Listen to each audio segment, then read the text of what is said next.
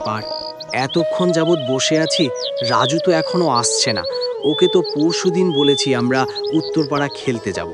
ওর জন্য বসে থাকতে থাকতে তো আমাদের ঘুম চলে আসলো। কি যে হলো বন্ধুটার, এখনো আসছে না, নাকি কোনো সমস্যা হলো বুঝতে পারলাম না। এই তোরা কি বলিস, চল আমরা সবাই মিলে রাজুর বাড়ি যাই, দেখি রাজু কেন আসছে না, অসুস্থ নাকি সুস্থ, ব্যাপারটা তো দেখতে হয়। এই সবাই চল আমার সাথে। জানিস, রাজু কিন্তু আমার খুব ভালো বন্ধু, বলতে পারিস এক কথায় রাজু আমার দিলকা বন্ধু। আমি যখন এই পৃথিবীতে জন্ম নিই, আর জন্ম নেওয়ার পরই যখন ছোট থেকে আমি যখন আস্তে আস্তে যখন বড় হয়েছি, আর যখন আমার জ্ঞান বুদ্ধি হয়েছে, ঠিক তখন থেকেই আস্তে আস্তে রাজুর সাথে আমার ভালো সম্পর্ক হয়। রাজু আমার একেবারে কলিজার বন্ধু, বুঝতে পারছিস বন্ধু তোরা? আবার তোরা মনে মনে ভাবিস না যে তোরা আমার পর, তোরা কিন্তু আমার দিলের বন্ধু, বুঝছিস?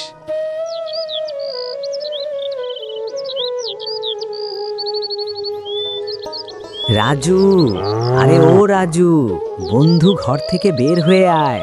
আমি তোর মোটু বন্ধু। বন্ধু, আজকে খেলতে যাবি না? কত দিন হয়ে গেল, তুই তো আগের মতো আর খেলাধুলা করতে আসিস না। চল ভাই, আজকে আমরা উত্তরপাড়া খেলার মাঠে খেলতে যাব। ওইখানে আরও বন্ধু বান্ধব আমার আছে, ওদের সাথে পরিচিত হবি তুই। আয় না দোস্ত, বের হয়ে আয়। অনেক কষ্ট করে মা বাবার চোখ ফাঁকি দিয়ে বল নিয়ে আসছি, তোর সাথে আমরা ফুটবল খেলবো সব বন্ধুরা মিলে। আয় না দোস্ত, একবার ঘর থেকে বের হয়ে আয়। আগে তো তুই সারা দিন খালি খেলাধুলায় ব্যস্ত থাকতি। কই তোর খাওয়া থাকতো, কই তোর নাওয়া খাওয়া থাকতো, কই থাকতো তোর লেখাপড়া। আর এখন তো দেখছি তোকে ডেকেও ঘর থেকে বের করা যায় না। বেশ লক্ষ্মী ছেলে হয়ে গেছিস মনে হয়। রাজু, আরে ও রাজু বন্ধু, ঘর থেকে বের হয়ে আয়, আমি তোর মোটু বন্ধু। মুরগির রান খেতে আমার কাছে সেই স্বাদ লাগে গো, সেই মজা লাগে। এত স্বাদ কে? সেই স্বাদ। আমার কাছে চিকেন কিন্তু খুবই মজা লাগে। আচ্ছা, আমার বন্ধুরা, চিকেন খেতে তোমাদের কাছে কেমন লাগে কমেন্টে কিন্তু জানিয়ে দিও। রাজু, আরে ও রাজু বন্ধু, ঘর থেকে বের হয়ে আয়, আমি তোর মোটু বন্ধু। মাগো, ঘুম থেকে ওঠো। ওই যে দেখো, আমার বন্ধুরা ডাকছে। আমার বন্ধু মোটু আইছে, আর তার সাথে অন্যান্য বন্ধুরা আইছে আমাকে নেয়ার জন্য। মা, আমি খেলতে গেলাম।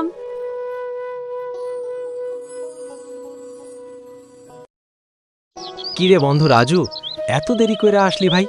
তোর জন্য দাঁড়িয়ে থাকতে থাকতে পা ব্যথা করে ফেলছি রে ভাই। যাই হোক ভাই, জলদি করে চল। দুঃখিত, সরি বন্ধু। ঠিক আছে, আচ্ছা জলদি করে চল।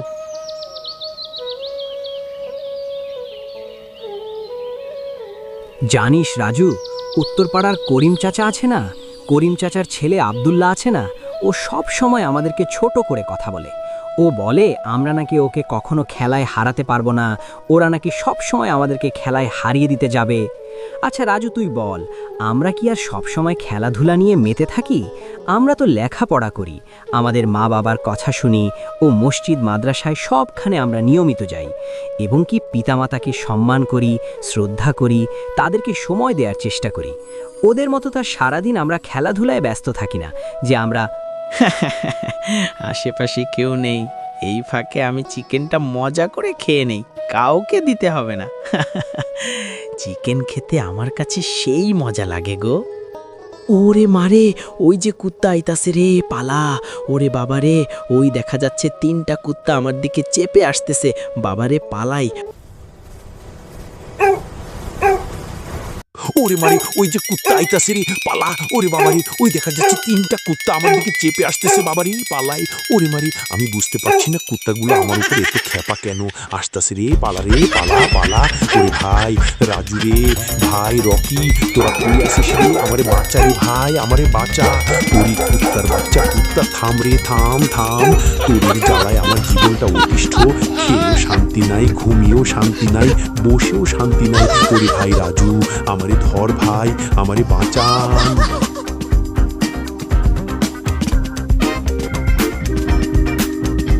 অনেক দিন পর শহর থেকে গ্রামে এলাম।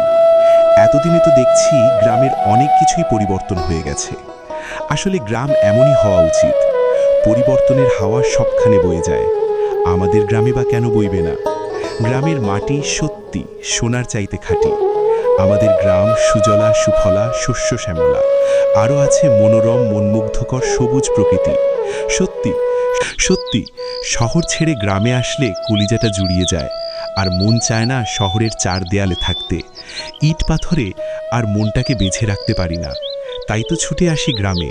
গ্রামের হাওয়া বাতাস শরীরে লাগলে শরীরটা কেমন জানি একেবারেই পাতলা হয়ে যায়, আর মনটাও কেমন জানি ফুরফুরে হয়ে যায়। আসসালামু আলাইকুম। আরে কে যায় কোদাল হাতে? আরে এ তো দেখছি রফিক ভাই।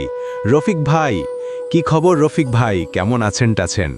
কতদিন পর শহর থেকে এসে আপনাদেরকে দেখে সত্যিই আমার কলিজাটা জুড়িয়ে গেল ভাই।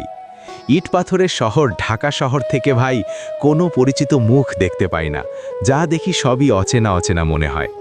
যাই হোক রফিক ভাই, আপনার শরীর স্বাস্থ্য ভালো আছে তো?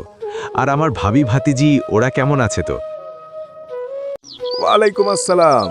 জি শফিক ভাই, আল্লাহর রহমতে আপনার ভাবি ভাতিজি গ্রামের আমাদের সবাই ইনশাল্লাহ ভালো আছি। আপনার শরীর স্বাস্থ্য ভালো আছে তো?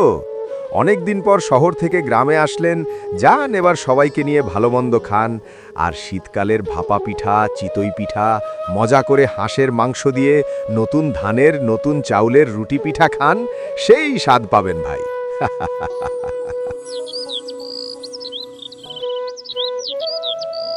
হ্যাঁ রে মোটু, তুই তো ঠিক কথাই বলছিস ভাই। আমরা তো আর ওদের মতো নয় যে সারাদিন খেলাধুলায় মেতে থাকবো।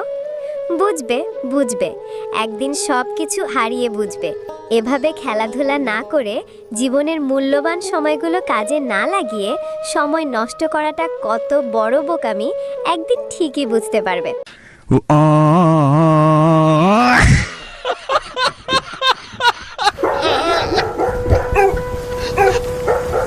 ওরে মারি, ওই যে কুত্তা আইতাছে রে, পালা। ওরে বাবা।